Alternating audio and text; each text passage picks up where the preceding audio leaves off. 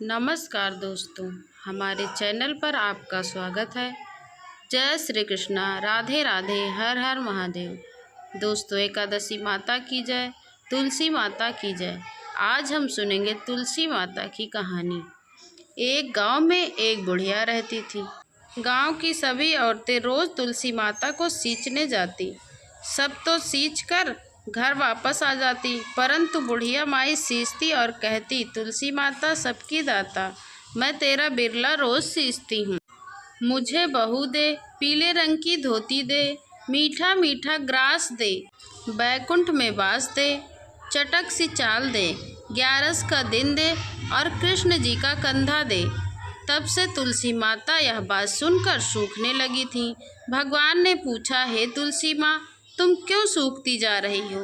तुलसी माता ने कहा कि मेरी मन की मत पूछो। तो भगवान ने कहा, अगर मैं यह बात नहीं पूछूंगा तो कौन पूछेगा? तो तुलसी माता ने कहा, एक बुढ़िया रोज आती है और यही बात कहती है, परंतु मैं सब कुछ पूरा कर सकती हूँ, लेकिन कृष्ण जी का कंधा कहाँ से दूंगी? तो भगवान बोले, जब वह मरेगी तो मैं अपने आप कंधा देने आऊँगा, तुम बुढ़िया माई से कह देना। बाद में बुढ़िया माई मर गई। सारे गांव वाले इकट्ठा हुए और बुढ़िया को ले जाने लगे तो वह इतनी भारी हो गई कि किसी से नहीं उठ रही थी। सब उठा उठा कर हार गए। सब गांव वाले कहने लगे कि यह बुढ़िया तो इतना पूजा पाठ करती थी, पाप नष्ट होने की माला फेरती रहती थी, फिर भी यह भारी हो गई है। तब एक बूढ़े ब्राह्मण के वेश में भगवान आए और सबसे पूछने लगे, यह कैसी भीड़ है? तब आदमी लोग बोले, यह बुढ़िया माई मर गई है, इसलिए किसी से नहीं उठ रही है, भारी हो गई है। भगवान ने कान के पास जाकर कहा, बुढ़िया माई, अपनी मन की ले, पीताम्बर की धोती ले, मीठा मीठा ग्रास ले और बैकुंठ में धाम ले, चटक की चाल ले, चंदन की काठ ले, झालर की झंकार ले, दाल भात को जीवन और कृष्ण का कंधा ले। यह बात सुनकर बुढ़िया माई हल्की हो गई। भगवान जी अपने कंधे पर उसे ले गए और वह सीधे वैकुंठ धाम को चली गई। उसको मुक्ति मिली। तुलसी माता, जैसे आपने बुढ़िया माई को मुक्ति दी, वैसे ही सब पर कृपा बरसाना और भगवान का कंधा सबको वैसे ही देना। जय हो तुलसी माता की, जय हो 11 माता की, जय जय एकादशी माता की। दोस्तों, आइए सुनते हैं दूसरी कहानी। प्रेम से बोलिए तुलसी माता की जय। एक समय की बात है, एक गांव में एक भाई बहन रहते थे। बहन बाल विधवा थी। बहन नित नियम निभाती थी, धार्मिक विचारों वाली थी, हमेशा पूजा पाठ भजन में अपना समय व्यतीत करती थी। नित नियम से तुलसी माता जी को सींचती थी और कहानी कहती थी। इस बात से भाई की पत्नी को बहुत गुस्सा आता था। एक दिन उसने तुलसी माता का पौधा उखाड़कर फेंक दिया और ताने मारने लगी। बहन से भाभी के ताने सहन नहीं हो रहे थे। वह अपना तुलसी का गमला उठाकर गांव के बाहर चली जाती है। भाई जब आया तो बहन को घर में न देखकर अपनी पत्नी से पूछने लगता है, मेरी बहन कहाँ गई? तो भाभी ने कहा, तुम तो घर पे रहते नहीं हो, बाहर चले जाते हो, तुम्हारी बहन तो पता नहीं कहाँ कहाँ फिरती रहती है। भाई को बड़ा क्रोध आया। सुबह से शाम हो गई और बहन का कोई पता नहीं चला। इधर बहन चलते चलते जंगल में चली गई। उसे कुछ भी नज़र नहीं आ रहा था। वह एक पेड़ की छाया में बैठ गई। वहाँ बैठी बैठी रोने लगी। हे तुलसी माता, मैंने तो कभी कोई अधर्म नहीं किया, आप साक्षी हो, आप मेरी रक्षा करो। तुलसी माता एक बुढ़िया के रूप में उसके पास आ जाती हैं और उस लड़की से बोलती हैं, बेटी तुम यहाँ पर क्या कर रही हो? तो उसने अपनी सारी बात बता देती है। वह कहने लगती है, नित नियम निभाए बिना मैं नहीं रह सकती। तब बुढ़िया माई कहती है, एक धर्म नगरी बनाई, जिसका नाम धर्म नगरी रखा। जगह जगह उस नगरी का चर्चा होने लगी और एक बहुत ही धर्म की स्त्री वहाँ पर रहती है। और इधर बहन के जाते ही भाई भाभी को दुख के पहाड़ टूट पड़े। वह घर घर भिक्षा मांगने लगे। एक दिन उन्हें पता चला कि धर्म नगरी में एक बहुत ही धार्मिक महिला रहती है। वह बहुत दान पुण्य करती है, गरीबों की मदद भी करती है। और उन दोनों उस नगरी में पहुंच गए। जब उसकी भाभी ने उस स्त्री की बातें सुनी तो उसकी भाभी को याद आया कि मेरी ननद भी ऐसे ही पूजा पाठ करती थी। वह रोज नियम पूर्वक माता तुलसी को सींचा करती थी, परंतु मैंने उसे घर से निकाल दिया। एक दिन दोनों भिक्षा लेने के लिए बहन के द्वार पर पहुँचे तो बहन तो देखते ही पहचान गई, परंतु भाई और भाभी अपनी बहन को नहीं पहचाने, क्योंकि वह ठाट बाट के साथ वहाँ रहती थी। भाभी की आंखों में पानी भर आया तो उसने पूछा, आप क्यों रो रही हो? भिक्षा कम हो तो और ले लो, और कोई तकलीफ है तो बोलो, मैं आपकी ज़रूर मदद कर सकती हूँ। तब भाभी ज़ोर ज़ोर से रोने लगी और पैरों में गिर पड़ी, माफ़ी मांगने लगी। तब बहन बोली, आप लोग कौन हैं?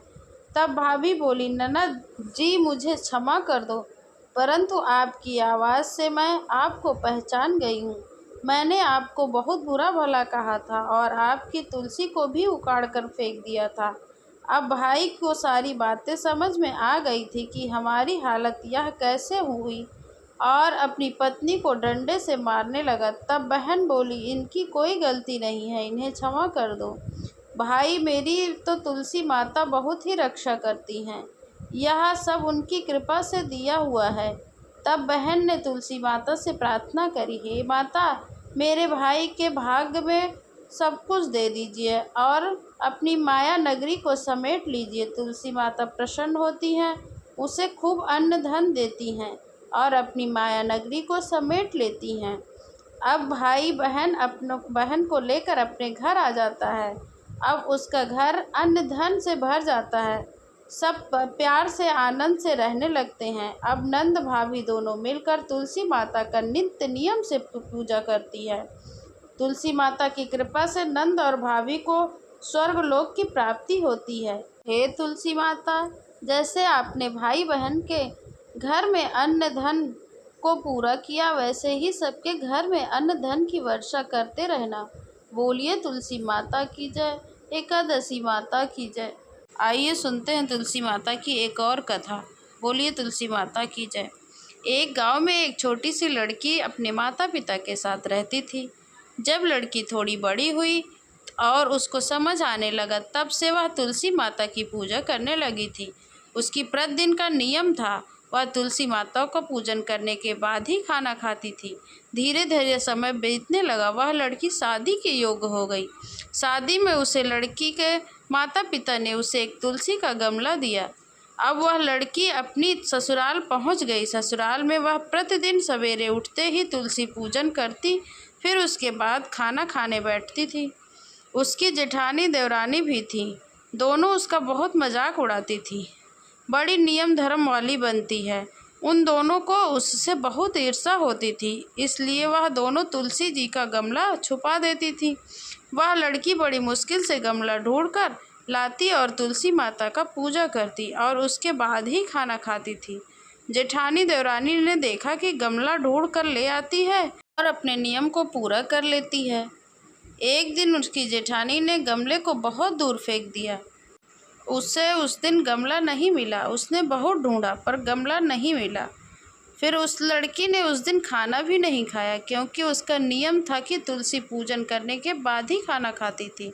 उस लड़की की सच्ची भक्ति देखकर तुलसी माता उससे बहुत प्रसन्न हुई और उसके कमरे में तुलसी माता का गमला प्रकट हो गया। अगले दिन सुबह लड़की उठी तो देखती है कि उसके खाट के चारों ओर तुलसी का माता का गमला आ गया है।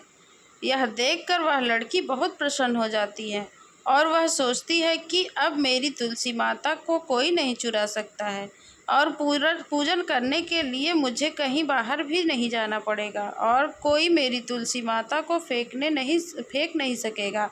अब वह जल्दी से उठकर स्नान करती है और तुलसी माता का पूजन करती है। जब वह खाना खाने बैठती है तो उसकी जेठानियाँ उसे देखती हैं और उसका मजाक उड़ाने लगती हैं। वह कहती हैं कि देखो, देवरानी का धर्म नियम पूरा तो नहीं हुआ, और देवरानी खाना खाने बैठ गई है। तब देवरानी से पूछती हैं, क्यों, तुलसी जी का पूजा कर लिया? देवरानी से धीरे से कहती है, कहाँ से कर ली पूजा, तो गमला तो फेंक दिया था। तब देवरानी कहती है कि दीदी देख लो, मेरे कमरे में के पास तुलसी का पौधा लगा हुआ है। तो जेठानी देवरानी के कमरे में जाती है और वहाँ खाट के चारों ओर तुलसी का पौधा देखकर फिर कहती है, जेठानी अपने किए पर शर्मिंदा होती है और अपने देवरानी से तुलसी माता से क्षमा याचना करती है और कहती है, छोटी तुम्हारी भक्ति सच्ची है, हमने तुम्हें बहुत परेशान किया, मुझे माफ़ कर दो। देवरानी कहती है, दीदी कोई बात नहीं, मुझे भी माफ़ कर दो। इस तरह देवरानी जेठानी मिलकर तुलसी माता का नित्य नियम से पूजा करने लगती हैं। बोलिए तुलसी माता की जय, बोलिए एकादशी माता की जय।